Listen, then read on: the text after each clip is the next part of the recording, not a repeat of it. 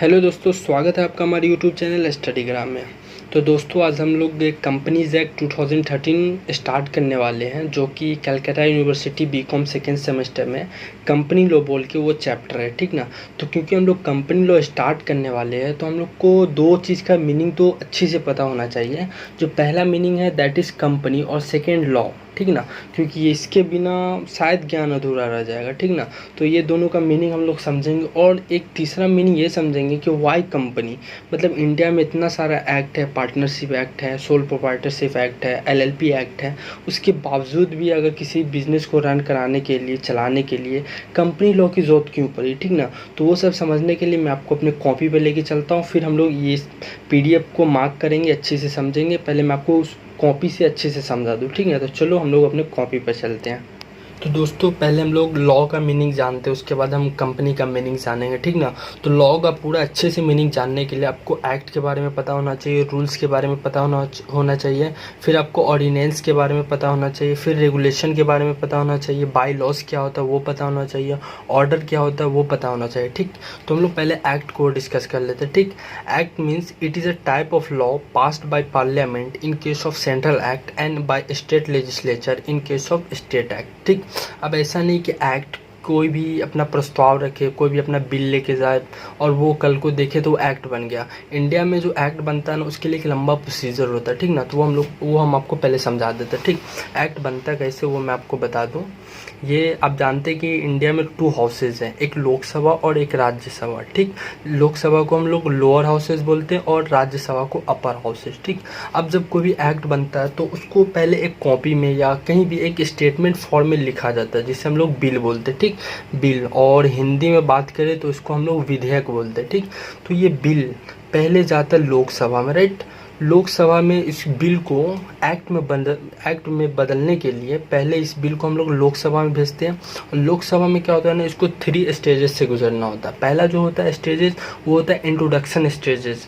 दूसरा स्टेज जो होता है वो होता है आपका डिस्कशन स्टेजेस, और तीसरा जो होता है वो वोटिंग स्टेजेस।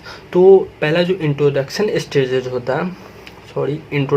स्टेज, इसमें क्या होता है ना कि जो बिल में लिखा रहता है उसके हेडिंग को, उसके अंदर जो मेन कंटेंट है उसको पढ़ा जाता है। फिर दूसरा होता है एक आपका डिस्कशन वाला। डिस्कशन में क्या होता है ना, जो बिल के अंदर क्लॉज रहता है, सबसेक्शन रहता है, इस सब को पढ़ा जाता है, राइट। फिर तीसरा आता है वोटिंग का। वोटिंग में क्या होता है ना कि सिंपल मेजॉरिटी चाहिए। किसी भी बिल को एक्ट में बनाने के लिए सिंपल मेजॉरिटी की ज़रूरत होती है। तो ये बिल अगर ये 3 फेज से गुजर जाता है और वोटिंग में सिंपल मेजॉरिटी मिल जाता है इस बिल को, तो वो माना जाएगा कि वो लोकसभा में पास हो गया। और जब ये लोकसभा में पास हो जाता है कोई भी बिल, फिर उसे राज्यसभा में भेजा जाता है, ठीक। राज्यसभा में भी इसको 3 स्टेज से गुजरना होता है। पहला होता है इंट्रोडक्शन, फिर डिस्कशन होता है, फिर वहाँ भी वोटिंग होता है। वोटिंग ऐसा नहीं कि कुछ स्पेशल होता है, एक सिंपल मेजॉरिटी का वोटिंग होता है। और उसमें अगर ये दोनों हाउसेज में ये बिल पास हो जाता है, फिर वो प्रेसिडेंट के पास जाता है, ठीक। प्रेसिडेंट के पास जाता है, राइट। अब प्रेसिडेंट क्या करता है, देखता है अगर बिल में कुछ मॉडिफाई करना हो, कुछ चेंजेस लाना हो, तो ये दोनों हाउसेज के पास वापस भेज देता है, ठीक। अगर ये बिल में कोई भी चेंजेस नहीं करना हो तो प्रेसिडेंट सिंपली उस पर अपना साइन कर देता है, राइट। साइन करने के बाद क्या होता है, ये बिल जो रहता है, ये बिल वो एक्ट बन जाता है, ठीक। अब ऐसा नहीं कि ये प्रेसिडेंट साहब ने बिल पर साइन किया, वो एक्ट बन गया और दूसरे दिन से पूरा भारत में भारत में लागू हो गया, ऐसा नहीं होता। एक्ट बनने के बाद क्या होता है ना, एक भारत का राजपत्र है जिसे गैजेट ऑफ इंडिया बोलते हैं, उस पर इस एक्ट को अपलोड किया जाता है। और जिस दिन ये एक्ट ऑफिशियल गैजेट पर अपलोड हो जाता है, उस दिन ये एक्ट पूरे भारत में लागू हो जाता है, ठीक ना। तो जो हमारा कंपनीज एक्ट 2013 है, उसका मैं आपको दिखा दूँ वो कब पास हुआ था। वो जो 18 दिसंबर 2012 को लोकसभा में पास हुआ, फिर 8 अगस्त 2013 को राज्यसभा में पास हुआ, फिर प्रेसिडेंट का साइन उस पर लगा 29 अगस्त 2013 को, और ऑफिशियल गैजेट पर वो अपलोड हुआ 30 अगस्त 2013 को। मतलब 30 अगस्त 2013 से मेरा जो कंपनीज एक्ट 2013 पूरा ऑल ओवर इंडिया में अप्लीकेबल हो गया। ऐसा नहीं कि जम्मू कश्मीर में अप्लीकेबल नहीं हुआ। कुछ एक्ट आप पढ़े होंगे, जैसे Indian contract act, sales of goods act, वो सब क्या था ना कि जम्मू कश्मीर पर अप्लीकेबल नहीं था, लेकिन जो मेरा कंपनीज एक्ट 2013 था वो वहाँ शुरू से अप्लीकेबल है, राइट। फिर इसको टाइम टू टाइम अमेंड किया गया। पहला अमेंड आया 2015 में, फिर 2017 में, फिर 2019 में। अब मीनिंग हम लोग ये तो लॉ का मीनिंग जान ले कि लॉ कैसे बनता है, सॉरी लॉ का केवल एक पार्ट का जाने हैं कि एक्ट का जाने हैं। अब हम लोग लॉ क्या होता है वो जानते हैं, ठीक। लॉ का दूसरा पार्ट का जानते हैं, सॉरी रूल्स। रूल्स क्या होता है ना, it is a type of law made by CG, that means central government, और SG state government, on those matter which are mention by central act and state act. अब ये क्या होता है, which are mention by central act and state act. इसका मतलब होता है कि देखो कभी कभी एक्ट पढ़ोगे तुम, अंदर में जाओगे तो वहाँ लिखा रहता है ना एज मे बी प्रिस्क्राइब्ड।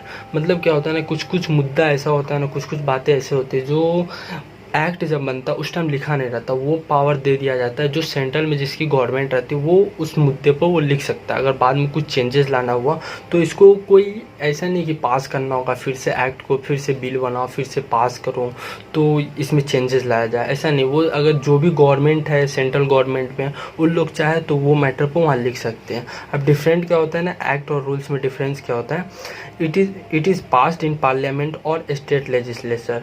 ये क्या होता है, पास्ड बाय सीजी और एसजी। मतलब यहाँ सीजी मतलब सेंट्रल गवर्नमेंट, मतलब जिस जो प्रेजेंट समय में जिसकी गवर्नमेंट रहती है वो लोग पास कर देता। और ये क्या होता है ना, पार्लियामेंट और स्टेट लेजिस्लेचर मिलके पास करता है। मतलब वहाँ अपोजिशन वाला भी गवर्नमेंट रहती है और जो जिसका सरकार है वो भी रहती है, दोनों रहती है उधर पर, ठीक। फिर ये होता है डिफ़िकल्ट टू पास, जानते हो क्योंकि एक्ट बनाने के लिए मेरे को कितना लंबा प्रोसीजर से गुजरना होता है, और इजी टू मेक, क्योंकि ये जो भी गवर्नमेंट में रहता है वो इजी, मतलब वो आराम से बना सकता है इसको, राइट। फिर ये इंडिपेंडेंट होता है, ये किसी पर डिपेंड नहीं होता, और ये डिपेंड ऑन एक्ट होता है, ठीक। ये होता है at first act is made, पहले एक्ट बनता है फिर रूल बनता है, फिर इट कैन बी अमेंडेड। अब मान लो कुछ अमेंड लाना है एक्ट में, तो ऐसे नहीं कि सीजी चाहे या एसजी चाहे तो वहाँ लिख दे कुछ भी और वो अमेंड हो गया। उसके लिए भी ना सीजी या एसजी अगर अमेंड करना चाहता है एक्ट को तो उसके लिए अमेंडमेंट एक्ट पास करना होगा पार्लियामेंट में, या फिर अगर इन केस ऑफ स्टेट एक्ट में तो उसको स्टेट लेजिस्लेचर में पास करना होगा। जो रूल्स है वो मेरा can be amended bye easily bye CG और एसजी, दोनों में से कोई आराम से उसको अमेंड कर सकता है, राइट।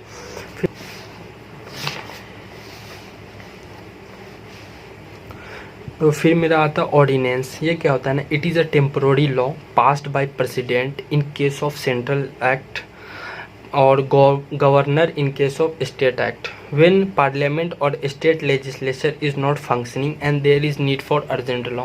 तो इलेक्शन के टाइम में ऐसा माना जाता है या होता भी है कि दोनों हाउसेज जो बंद रहता है और उस टाइम अगर कुछ अर्जेंट लॉ की ज़रूरत पड़ती है तो सिंपली प्रेसिडेंट साहब साइन कर देंगे तो वो लॉ बन जाता है, ठीक ना, और इसकी वैलिडिटी होती है। However, it shall be valid for only 6 months, right? 6 weeks from the date when both houses of parliament or state legislature has started functioning. फिर मेरा आता है रेगुलेशन। ये क्या होता है, it is a type of law made by a regulatory body. Example देख लो, SEBI is a regulatory body to make a law on stock market and such law is called regulation। तो stock market में पहले क्या होता था ना, सब अपना मनमानी कर रहा था, तो उसको प्रोटेक्ट करने के लिए जो भी स्टॉक मार्केट में कुछ अपना शेयर्स खरीदते बेचते हैं तो उस टाइम बहुत फ्रॉड हो रहा था, ठीक। तो उसको प्रोटेक्ट करने के लिए सेबी ने एक लॉ बनाया, दैट इज़ कॉल्ड रेगुलेशन, ठीक। फिर मेरा आता है bylaws.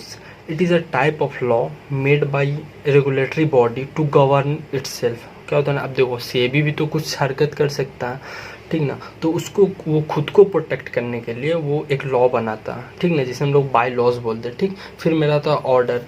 It is a type of law passed by an educating authority, ठीक। ठीक, तो ये रहा मेरा लॉ का बात, ठीक ना, जो पूरा मीनिंग है 6 पार्ट में डिवाइड है, वो सब समझे एक एक करके, क्योंकि बिना रूल्स बिना लॉ का बिना ऑर्डिनेंस का ये सब जाने हुए पूरा लॉ को एक अच्छे से नहीं पढ़ पाएंगे हम लोग, ठीक। फिर अब हम लोग कंपनी का मीनिंग जानते हैं, ठीक ना। तो कंपनी जो है वो लैटिन वर्ड है, ठीक। कंपनी जो है वो लैटिन वर्ड है, ये 2 वर्ड से बना है, एक तो कॉम प्लस पेनी, राइट। कॉम मीन्स क्या होता है ना, टुगेदर, और पेनी मीन्स होता है टेकिंग मील। अब देखो अगर साथ में मिला है तो मतलब सिंपली हुआ साथ में खाना खाना, ठीक ना। तो ये कंपनी का मीनिंग हुआ कि दो वर्ड से बना हुआ है, कॉम प्लस पेनी। ये एमसीक्यू में आएगा, ठीक ना। और कंपनी जो वो लैटिन वर्ड है। अब क्वेश्चन जो उठता है वो मेरा, वाई कंपनी, कंपनी की ज़रूरत क्यों पड़ी, वाई कंपनी, राइट। तो इंडिया में बहुत सारा एक्ट है। अगर किसी भी बिज़नेस को चलाना है, किसी भी मान ले अपना बिज़नेस को अच्छे से रन करना, तो अगर अकेला चलाना है तो आपके लिए सोल प्रोप्राइटरशिप एक्ट है। दो आदमी मिल के चलाना है तो आपके लिए पार्टनरशिप एक्ट बना हुआ है, ठीक ना। फिर एलएलपी एक्ट बना हुआ है। लेकिन हमको कंपनीज एक्ट की ज़रूरत क्यों पड़ी? तो देखो, बात ऐसा है ना कि जो पार्टनरशिप एक्ट है या फिर सोल प्रोप्राइटरशिप एक्ट है या फिर जो आपका एलएलपी एक्ट है, उसमें क्या था ना कि बहुत सारा रिस्ट्रिक्शन था। जो शेयर होल्डर था, ठीक ना, जो ऑनर था कंपनी का, उस सब पर बहुत सारा जो ये था रिस्ट्रिक्शन था। मतलब सर्टेन अमाउंट तक सीमित था वो सब, सर्टेन अमाउंट तक कहीं इन्वेस्ट करता था, सर्टेन अमाउंट तक मेंबर रख सकता था वो लोग, ठीक ना। तो उसको प्रोटेक्ट करने के लिए, उस सबको दूर करने के लिए कंपनीज एक्ट 2013 आया। अब कंपनी का जो मीनिंग है, ओरिजिनल मीनिंग जो खुद एक्ट में डिफाइन है, कंपनीज एक्ट 2013 में डिफाइन है, वो आपका सेक्शन 2 क्लॉज 20 में डिफाइन है। मतलब उसमें क्या बोला गया है ना, वो हम लोग अभी देखेंगे पीडीएफ से, ऐसे बता दे रहा हूँ आपको। सेक्शन 220 में बताया गया कि company means any company which is incorporated under this act और एनी अदर प्रीवियस लॉ। अब अंडर दिस एक्ट का मतलब क्या है ना कि अंडर कंपनीज एक्ट 2013 और एनी अदर प्रीवियस लॉ। देखो, कंपनीज एक्ट 2013 है वो अमेंडेड है, मतलब इससे पहले भी एक्ट था। ऐसा नहीं कि इंडिया में पहले, इससे पहले कंपनीज एक्ट नहीं था। इससे पहले था आपका 1956 में था कंपनीज एक्ट 2013। या तो कंपनी, कोई भी कंपनी, या तो 2013 में इनकॉर्पोरेट हुआ, 2013 वाला एक्ट में, या फिर 1956 वाला में, दोनों कंपनी। अब देखो, लॉ मेकर का दिमाग देखो। अब सपोज करो RIL, जानते हो, रिलायंस इंडस्ट्री लिमिटेड, ये 2013 से पहले इनकॉर्पोरेट हुआ, राइट। अब अगर हम लोग डिफिनेशन में नहीं लिखते कि company means any company which is incorporated under this act और एनी अदर प्रीवियस लॉ, तो फिर क्या होता है ना, RIL है ना, वो कंपनी से बाहर हो जाता, क्योंकि वो 2013 से पहले बना हुआ था, ठीक। और मतलब उस टाइम में जब बना था तो उस पर 1956 वाला अब लॉ अप्लीकेबल था। अगर वो चाहता, अगर कंपनी के डिफिनेशन में नहीं लिखा रहता कि under any other previous law में इनकॉर्पोरेट हुआ वो भी कंपनी होगा, फिर RIL जैसी कंपनी, टाटा जैसी कंपनी, वो सब बाहर चली जाती है, जो हमारी इकोनॉमिक्स को संभालती है, समझ रहे हो ना। तो ये रहा मेरा, क्या बोलते हैं, कंपनी का मीनिंग, लॉ का मीनिंग। आपको मैं जो वेयर एक्ट है, मतलब जो प्रॉपर एक्ट है जो हमारे MCA की वेबसाइट पर है, ठीक ना, कंपनीज एक्ट 2013, उससे मैं आपको जो कंपनी का मीनिंग बता रहा हूँ, उसके लिए मैं आपको फिर से मोबाइल की PDF में ले जा रहा हूँ और हम लोग मार्किंग करेंगे और देख भी लेंगे, राइट। तो चलो हम लोग अपने मोबाइल की फिर PDF पे चलते हैं। तो दोस्तों, हमने कंपनी और लॉ दोनों का मीनिंग समझ लिया, और मैं आपको वेयर एक्ट पढ़ा दूँ थोड़ा सा। इसमें क्या है ना, पहले शॉर्ट टाइटल जान लेते हैं हम लोग, क्या है कंपनीज। शॉर्ट टाइटल है, this act may be called as companies act 2013। इसका नाम जो वो that is called short title. फिर जो एक्सटेंड के बारे में पूछा है, तो मैं आपको पहले ही बता दिया हूँ, it extends to whole of India including Jammu and Kashmir, ठीक ना। ये और अदर एक्ट के जैसा नहीं है कि जम्मू एंड कश्मीर एप्लीकेबल नहीं है, ये हर एक जगह एप्लीकेबल। और जो मेरा दिस सेक्शन, जो सेक्शन 1 था ना, वो एक टाइम में आ गया। बाकी रिमेनिंग सेक्शन था ना, वो धीरे धीरे ऑफिशियल गेजेट पर आता रहा और इंडिया में लागू होता रहा, ठीक। फिर जो मेरा फोर्थ है, the provision of this act shall apply to. पहला तो भाई, जो भी companies incorporated under this act और एनी प्रीवियस लॉ, ये दोनों पर तो अप्लीकेबल है ही है। उसके बावजूद ये इंश्योरेंस कंपनीज, ठीक ना, इंश्योरेंस कंपनीज पर अप्लीकेबल है, बैंकिंग कंपनीज पर अप्लीकेबल है। बट एक चीज़ बता दूं कि अगर मान लो सपोज करो इंश्योरेंस कंपनीज पर कोई ऐसा टॉपिक है जिस पर इंश्योरेंस कंपनी का जो एक्ट है, आपका इंश्योरेंस कंपनी का insurance regulatory and development authority, वो कुछ और बात बोल रहा और कंपनीज एक्ट उसी बात पर कुछ और बात बोल रहा, ठीक ना, तो उस टाइम जो इंश्योरेंस कंपनीज है वो insurance regulatory and development authority act को फॉलो करेगा, वो कंपनीज एक्ट को फॉलो नहीं करेगा, ओके। सेम वैसा ही ये एक्ट आपका बैंकिंग कंपनीज पर अप्लीकेबल है, ठीक ना। वो बट अगर सेम मुद्दा पर दोनों कंपनीज एक्ट और बैंकिंग रेगुलेशन एक्ट अलग अलग बात बोल रहा है, तो उस टाइम क्या होगा ना, सब अपना ये जो बैंकिंग कंपनीज है ये बैंकिंग रेगुलेशन एक्ट को फॉलो करेगा। सेम जो भी company engage in generation of supply और इलेक्ट्रिसिटी, मतलब इलेक्ट्रिसिटी वाली जो भी कंपनी, जैसे CESS बोल के जो कंपनी जो इलेक्ट्रिसिटी सप्लाई करती है, उस पर भी ये एक्ट अप्लीकेबल है। बट अगर सेम मुद्दा पर दोनों अलग अलग बात बोल रहा है तो उस टाइम इलेक्ट्रिसिटी एक्ट 2003 जो बोलेगा वो मानना पड़ेगा आपका इलेक्ट्रिसिटीज़ कंपनी को, कि उस टाइम कंपनीज एक्ट उस पर अप्लीकेबल नहीं होगा, ठीक। फिर any other company govern by special act, जैसे आपका हो गया FCI, food corporation of India, national highway authority of India NHI, ये सब पर भी अप्लीकेबल है। और दूसरा, ये such body corporate incorporated by any act for time being in force as the central government may by notification specify in this behalf subject to such exemption or modification or adaptation as may be specified in the notification।